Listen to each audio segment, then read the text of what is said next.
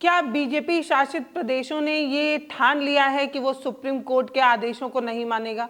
बड़ा सवाल ये है कि बीजेपी शासित राज्यों में हर बार बुलडोजर एक्शन के नाम पर सुप्रीम कोर्ट के आदेश की कैसे धज्जियां उड़ाई जा रही है और सुप्रीम कोर्ट को ठेंगा दिखाकर ये कहा जा रहा है कि आप कितने भी नियम लाते रहिए, हम तो अपना मनमाना रवैया ही अपनाएंगे।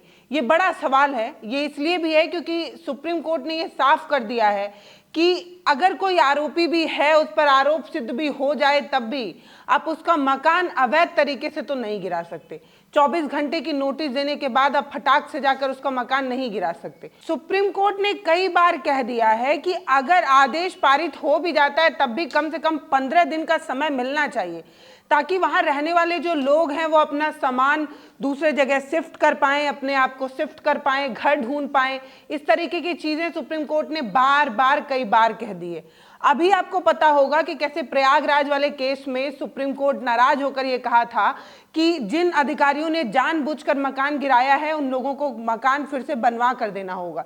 यानी कि सुप्रीम कोर्ट बार बार ये कह रहा है कि बुलडोजर जस्टिस इस देश में अलाउ नहीं हो सकता, बुलडोजर के आधार पर न्याय नहीं दिया जा सकता और बुलडोजर न्याय देश की कानून व्यवस्था के लिए धराशायी हो सकता। मतलब कानून व्यवस्था कैसे ही इसमें चल सकती है कि आप अचानक से किसी के मकान पर जाकर नोटिस छपा करें और अगले दिन बुलडोजर लाकर उसका मकान गिरा दें।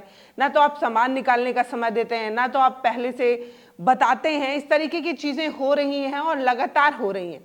अभी जो मामला, हालिया मामला है, वो नागपुर का है।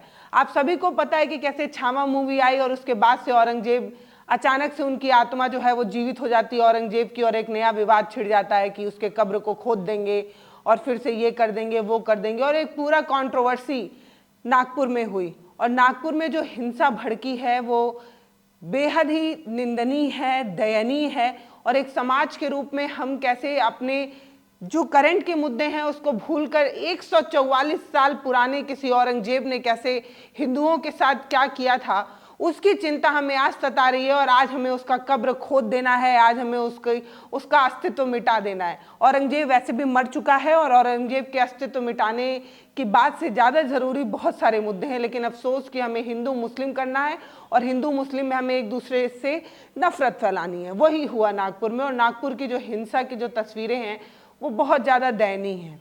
अब इस हिंसा में एक आरोपी ढूंढा गया, मुख्य आरोपी के रूप में ऑब्वियस सी बात है मुस्लिम को ढूंढ निकाला गया है।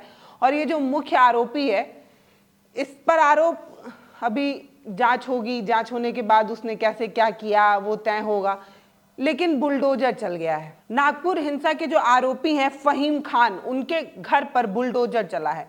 और फहीम खान के घर पर जब बुलडोजर चला तब से एक तबका है जो बार बार ये कह रहा है कि सुप्रीम कोर्ट, बार बार ये कहती रहती है लेकिन ना जाने क्यों जो भाजपा शासित राज्य हैं वो सुप्रीम कोर्ट के नियम को ताक पर रखते हैं। ना जाने क्यों जो भाजपा शासित राज्य है उसमें सुप्रीम कोर्ट की बात को भी नहीं सुना जा रहा है। वो जो सबसे बड़ा कोर्ट है, वो जिससे बड़ा अपने देश में अभी तक कोई नहीं है और जिसकी बातें या जिसके आदेश को सर्वोपरि मान लिया जाता है, उस तक के आदेश को, सुप्रीम कोर्ट के उस तक के आदेश को जो है वो खारिज कर दे रहा है। और ये जो क्रेन शासित या ये कह दें डबल इंजन की जो सरकार है उसका गुरूर इतना ज़्यादा है कि वो सुप्रीम कोर्ट तक को भी कुछ नहीं समझ रहा है। और ऐसा ही कुछ नागपुर के जो आरोपी हैं फहीम खान, उनका घर गिराते वक्त भी देखने को मिला। 24 घंटे पहले नोटिस दी जाती है और मकान गिरा दिया जाता है। फहीम खान का ये जो मकान गिराया गया है उसको लेकर चिंता इस बात को लेकर भी जताई जा रही है क्योंकि ये जो फहीम खान है ये आरोपी है। अभी इस पर आरोप तय नहीं हुए हैं, दोष सिद्ध नहीं हुए हैं, लेकिन इससे पहले ही इसका मकान जो है वो गिरा दिया गया। नगर पालिका और सरकार की तरफ से ये कहने की कोशिश की जा रही है कि वो अवैध था। मान लेते हैं कि मकान अवैध था, लेकिन सुप्रीम कोर्ट ने जो कुछ नियम बनाए थे वो अभी मैं आपको बताऊंगी कि सुप्रीम कोर्ट ने क्या कुछ कहा था। और उस आधार पर यह कहा जा रहा है कि सुप्रीम कोर्ट के नियम को ताक पर रखा गया है। नागपुर नगर निगम और पुलिस की साझा टीम खड़े होकर यह मकान गिरा देती है। ये मकान गिर गया है, ध्वस्त हो गया है। जब तक ये लोग स्टे लेकर आते, जब तक हाई कोर्ट ये तय करता कि मकान नहीं गिरना चाहिए था, तब तक बुलडोजर ने 2 मंजिला मकान को गिरा दिया। ठीक है, मकान गिर गया, लेकिन बड़ा सवाल पता है क्या है? बड़ा सवाल ये है कि जो आरोपी फहीम खान है उसके नाम पर तो मकान ही नहीं था। अगर वो आरोपी भी था तो भी उसके नाम पर मकान तो था नहीं, संपत्ति उसकी थी नहीं, उसके माँ के नाम पर या उसकी पत्नी के नाम पर थी। तो उसका मकान क्यों गिरा दिया गया? अगर एक परिवार का एक शख्स आरोपी निकल जाता है, या मान लीजिए बेईमान निकल जाता है, चोर निकल जाता है, डकैत निकल जाता है, तो क्या उस परिवार के बुजुर्गों को भी सजा दे दी जाए? क्या उस परिवार में पल रहे बच्चों को भी सजा दे दी जाए? अगर किसी का मकान गिर जाता है तो उसका पूरा आशियाना बिखर जाता है ना।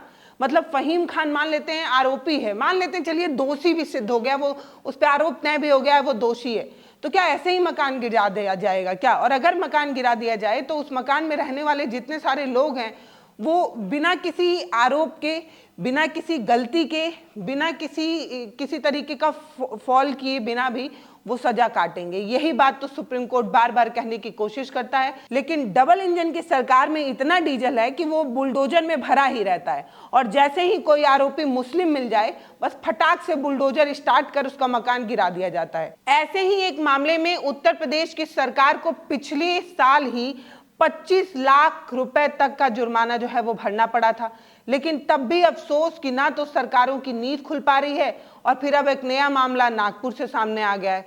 मतलब सुप्रीम कोर्ट बार बार ये सचेत करने की कोशिश कर रही है, जागरूक करने की कोशिश कर रही है, बताने की कोशिश कर रही है, लेकिन ना जाने क्यों सत्ता के गुरूर में बैठे हुए ये जो अधिकारी हैं, इन्हें इस बात तक की भी भनक नहीं है कि ये सोच रहे हैं कि इनके ऊपर बैठे मोदी जी प्रधानमंत्री के तौर पर और मुख्यमंत्री जैसे मध्य प्रदेश में देवेंद्र फडणवीस हैं, उनके सानिध्य में ये लोग इस तरीके की अवैध चीजें करते रहेंगे, कानून को दरकिनार करते रहेंगे, संविधान की हत्या करते रहेंगे और इन पर कोई एक्शन नहीं होगा।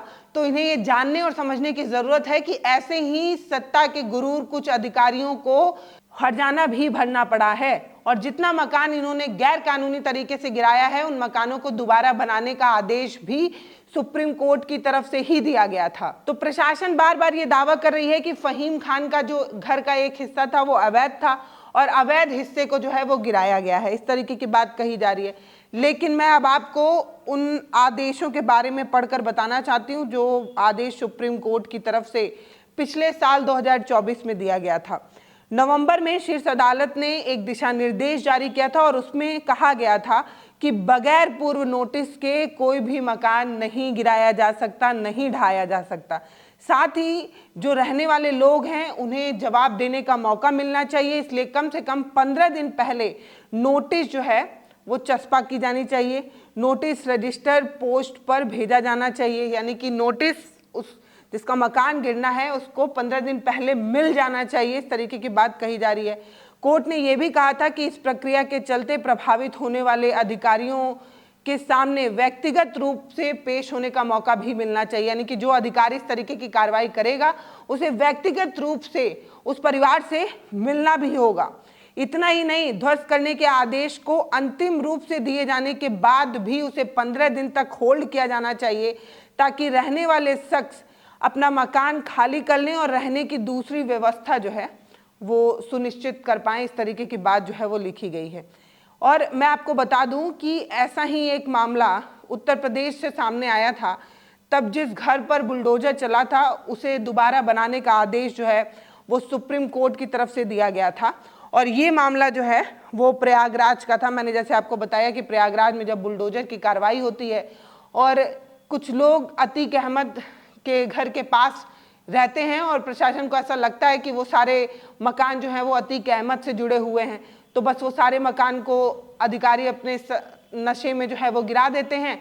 और उसके बाद ये इसमें जो 2 विधवा महिलाएं भी थी वो जब सुप्रीम कोर्ट का दरवाजा खटखटाती हैं तब सुप्रीम कोर्ट ना सिर्फ अधिकारियों को फटकार लगाता है बल्कि ये भी कहता है कि अब मकान बनवा कर दीजिए, वो भी अपने पैसे से बनवा कर दीजिए। नागपुर हिंसा पर जब बुलडोजर की कार्रवाई चल रही थी तब ये परिवार वाले जो है वो हाईकोर्ट पहुंचते हैं और हाईकोर्ट जाकर अपनी अपील करते हैं। जब तक अपील सुनी जाती, जब तक हाईकोर्ट इन्हें आदेश देता कि बुलडोजर की कार्रवाई रोक देनी चाहिए, आदेश इन्हें मिलता भी है, स्टे इन्हें मिलता भी है, लेकिन जब तक ये स्टे लेकर बता पाते तब तक इनका मकान जो है वो गिराया जा चुका था। और जब मकान गिर गया तो फिर अब मकान दोबारा बनाने और उसका खर्चा और वो सारी परेशानी अलग की परेशानी है। लेकिन बड़ा सवाल यही है कि जो मुख्य आरोपी फहीम खान है उसके नाम पर मकान भी नहीं था, उसकी पत्नी या उसके माँ के नाम पर मकान था, फिर मकान किस आधार पर गिराया गया, ये बड़ा सवाल पूछा जा रहा है। तो अगर नवंबर महीने में सुप्रीम कोर्ट का जो आदेश आया था उसको अगर पॉइंट वाइज समझ लिया जाए, फिर से दोहरा दे रही हूं ताकि अगर अधिकारियों के पास समय ना हो, उन्होंने शायद सुप्रीम कोर्ट के उस आदेश को ना सुना हो, ना पढ़ा हो, तो हमारे ये कुछ मिनट के वीडियोस में हम उस पॉइंट को दोबारा दोहरा देते हैं ताकि अधिकारियों को याद रखने में सहूलियत हो। पॉइंट बाई पॉइंट बता देती हूँ सुप्रीम कोर्ट ने क्या कहा था। सुप्रीम कोर्ट ने कहा था कि किसी भी ढांचे को ढहाने के लिए 15 दिन पहले नोटिस देना जरूरी है। संबंधित संपत्ति पर नोटिस चस्पा करना अनिवार्य है, यानी कि जो मकान आप बुलडोज करना चाहते हैं वहां पर नोटिस चस्पा होनी चाहिए। शिकायत मिलने के बाद जिला कलेक्टेड को सूचित करना होगा, इस तरीके की बात भी कही गई थी। इसके बाद ये भी बताया गया था कि जो संपत्ति के मालिक हैं उनके पास अदालत जाने तक का मौका देना होगा।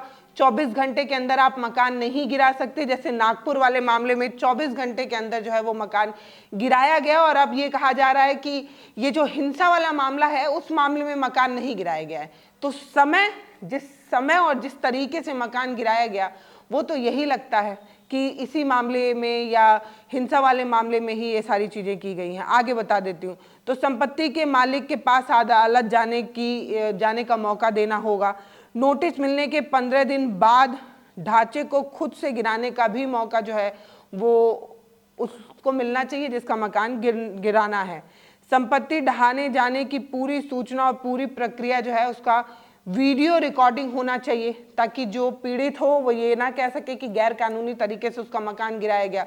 तो प्रॉपर तरीके से उसकी वीडियो रिकॉर्डिंग होनी चाहिए। ये सब सुप्रीम कोर्ट ने कहा है जो मैं आपको बता रही हूँ, और ये उन सभी अधिकारियों को जान लेना चाहिए जिन्हें बुलडोजर चलाने का ज़्यादा चुल रहता है, जिन्हें मकान गिराने की ज़्यादा जल्दी रहती है। जस्टिस गवई और उनके साथ की बेंच ने इस बात को साफ किया था कि सरकार और प्रशासन किसी भी शख्स को दोषी नहीं ठहरा सकती। अगर किसी पे आरोप लग गया है, बस आरोप के आधार पर आप मकान गिरा दें, और अगर वो दोषी भी पाया जाता है, अगर वो किसी आरोप में उस पर आरोप सिद्ध हो जाए और वो दोषी भी पाया जाए, तब भी आप उसका मकान नहीं गिरा सकते। यही बात सुप्रीम कोर्ट की तरफ से कही गई थी और कहा गया था कि सरकार और प्रशासन किसी भी शख्स को दोषी नहीं ठहरा सकती। केवल आरोप के आधार पर यदि सरकारें संबंधित व्यक्ति की संपत्ति को ढहाती हैं तो ये कानून का शासन पर हमला होगा। सब समझ रहे हैं आप, इसमें साफ लिखा हुआ है कि अगर मकान इस तरीके से गिराया जाए तो ये कानून का शासन, जो लॉ है, हमारे देश का जो नियम है उस पर जो है वो प्रहार होगा, उसको डगमगाने की कोशिश होगी। इस तरीके की बात कही गई है। और उसी में ये बात साफ की गई थी कि जो सरकारी अधिकारी होते हैं वो जज नहीं होते हैं। एक अधिकारी की अपनी सीमा होती है और वो अपनी सीमा से ऊपर उठकर फैसला देकर न्याय नहीं कर सकता। ये सब बात सुप्रीम कोर्ट ने डांट लगाते हुए समझाई थी, लेकिन अफसोस कि इनको सुनना ही नहीं है, इन्हें समझना ही नहीं है। इन्हें अपनी ही बात में जो है वो मग्न रहना है, अपनी ही बात को मानना है। और खास तौर पर अगर कोई आरोपी मुस्लिम निकल जाए तो बुलडोजर की स्पीड भी तेज हो जाती है और बुलडोजर का तेल भी ज़्यादा हो जाता है। मैं अभी भी साफ कर रही हूँ कि ये जो भी आरोपी है फ़हीम खान, इन पर कठोर जांच हो और ये पता लगे कि इन पर जो आरोप है वो सब सिद्ध हो। अगर ये आरोपी पाए जाते हैं तो इनको सजा भी मिले, लेकिन मकान गिराना ये बिल्कुल भी सही नहीं है। और सुप्रीम कोर्ट ने इसे लेकर कई बार तल्ख अंदाज में अधिकारियों को और सरकारों को डांटा भी है, लेकिन ये बात अधिकारियों को समझ में नहीं आती है कि पूरी जिंदगी लग जाती है एक मकान बनाने में। जो एक शख्स होता है वो अपनी पूरी जिंदगी की कमाई, कमर तोड़ मेहनत की कमाई लगाकर एक मकान बनाता है और मकान फटाक से गिरा दिया जाता है। ये बिल्कुल गलत है। बाकी इस मामले में आप क्या सोचते हैं वो आप हमें कमेंट सेक्शन में लिखकर जरूर बताइएगा। देश की सबसे बड़ी अदालत सुप्रीम कोर्ट सत्ता को बार बार जगाकर ये कहने की कोशिश कर रही है, अधिकारियों को टोक टोक कर सचेत करने की कोशिश कर रही है कि मकान अवैध तरीके से मत गिराइए, मकान को बुलडोज मत करिए, क्योंकि बुलडोजर न्याय कोई न्याय नहीं है। लेकिन अफसोस कि अधिकारी नहीं सुन रहे हैं, ये सरकार नहीं सुन रही, लेकिन मुझे लगता है कि आप जरूर सुन रहे होंगे। और अगर आपको लगता है कि ये गंभीर मुद्दा है, इसे और लोगों तक पहुंचाना चाहिए, तो वीडियोस को शेयर जरूर करिएगा। नमस्ते, मैं पल्लवी हूँ, आप भारत एक नई सोच देख रहे हैं। बहुत बहुत धन्यवाद।